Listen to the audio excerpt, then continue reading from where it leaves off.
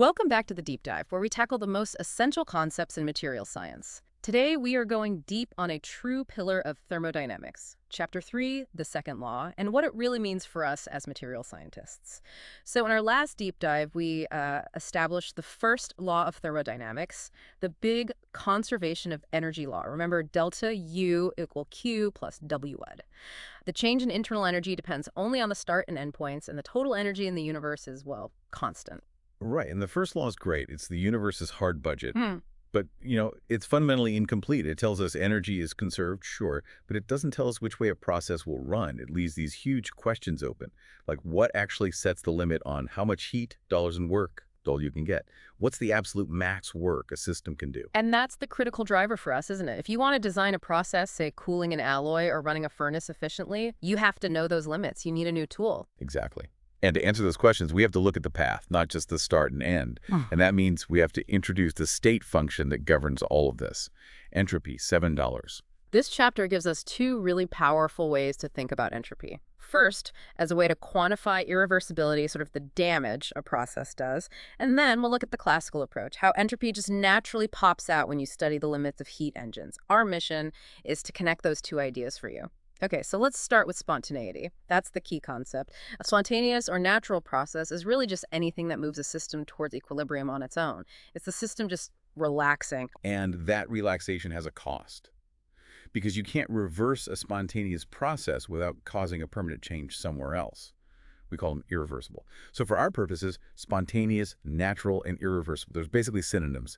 Just think about really common examples. You take two gases, A and B, and they will spontaneously mix until they're uniform. That's a higher entropy state.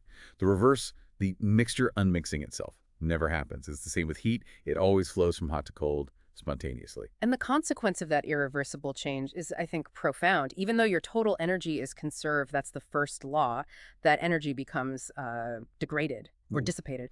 The system's ability to do more useful work just drops all the way to zero when it hits equilibrium. But to get those gases unmixed, you have to put energy in. So Lewis and Randall came up with this brilliant thought experiment to quantify this degradation.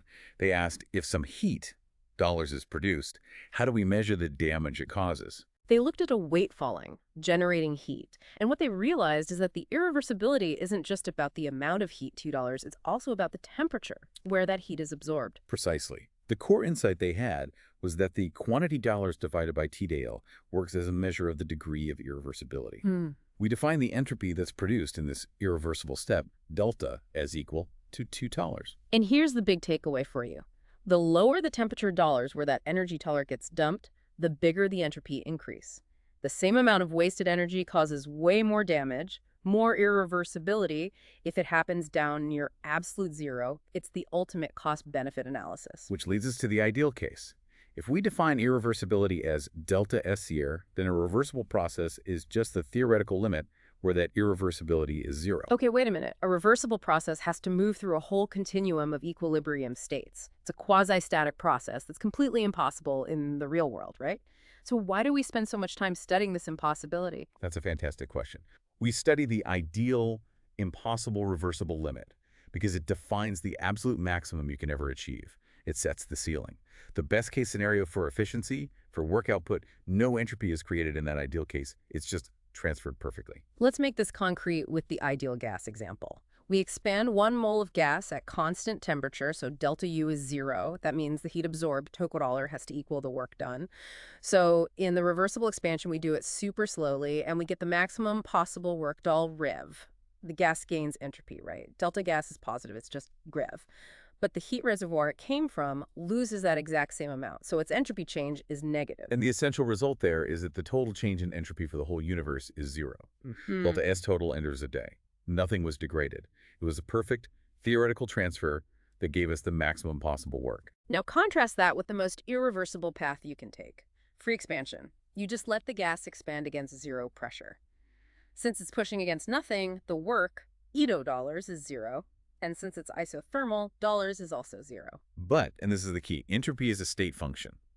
So the change in the gas's entropy, delta SS gas, has to be exactly the same as it was in the reversible case. It only depends on the start and end volumes. But now, since Q equals 0, the reservoir's entropy change is 0. So the total entropy of the universe increases. delta S total is greater than 0. That just perfectly lays out the limits. The reversible path gives you the max work. Got max. Any real process, any irreversible one is stuck somewhere below that. The work you actually get is always less than the number. And that difference is the degraded energy that shows up as an increase in total entropy. That's the big picture. The system's entropy change is the same no matter the path. It's the produced entropy, the degraded part, that changes. 0 for reversible, positive for everything else. Okay, let's shift gears and look at how the classical approach gets us to the same place, through heat engines. These are just devices that run in a cycle. They pull in heat, 2 kilojoules, from a hot place, 2 tele2, turn some of it into work, favor, and then have to dump the rest, $2 into a cold place, T teletars. Right. And from the first law, the work you get out is just $UA equals Q2 Q1 of 1. The efficiency, PO dollars, is the work you get divided by the heat you put in. Carnot, with his famous cycle of reversible steps, proves something fundamental. No engine can possibly be more efficient than a reversible one running between the same two temperatures. And that conclusion leads to two really critical impossibility statements that are the bedrock of the second law. First is the Kelvin-Planck principle. It basically says you can't build an engine that just takes heat from one source and turns it all into work. You have to dump some of that heat into a cold reservoir. If you didn't, you'd have perpetual motion of the second kind. Impossible. And the second is the Clausius principle. This one feels more intuitive, I think. It just says you can't have heat spontaneously flow from a cold thing to a hot thing. To make that happen, you have to do work. You need a refrigerator, a heat pump. Heat only flows down the temperature gradient on its own. And because Carnot showed the maximum efficiency doesn't depend on what you're using in the engine water, ideal gas, whatever. It must only be a function of the temperatures, T to 0 and 222°. That realization is what allowed Kelvin to define the absolute thermodynamic temperature scale, the Kelvin scale. When you analyze the Carnot cycle, you find this simple, beautiful ratio. The heat rejected over the heat absorbed, Q1, Q2 under 2, equals the absolute temperatures, T1, T2 aduls. This gives us the maximum possible efficiency. Tito equals 1 T on 222. And if you just rearrange that ratio, you get Q222, Q1T1 equals dollars. And that vanishing sum, that's the mathematical key we were looking for. Any cycle can be broken down into a series of tiny little Carnot cycles. So the integral over a whole cycle of this quantity, delta phantom T, has to be 0. Exactly. And the fact that the cyclic integral is 0 is the mathematical proof that delta Krios T must be the exact differential of a state function. We name that function entropy, still $, and we get the cornerstone definition, delta Krios. This definition leads us right back to the general statement of the second law.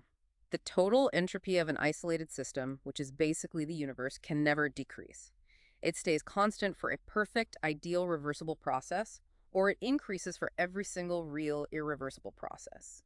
So let's bring this all back home to the practical question of useful work. The second law sets a hard cap on the maximum work, max you can get from any change. We just combine the two laws. First law, delta Q plus delta Kriya. Second law, TdS is delta Q. And we know that for any real process, the heat, delta Q, is less than or equal to the reversible heat. And that gives you the fundamental inequality for work, delta TdS du1. So if you run a process at constant temperature, the absolute maximum work you can get out, delta Cas, is determined by the change in both internal energy and entropy. And that gives room real physical meaning.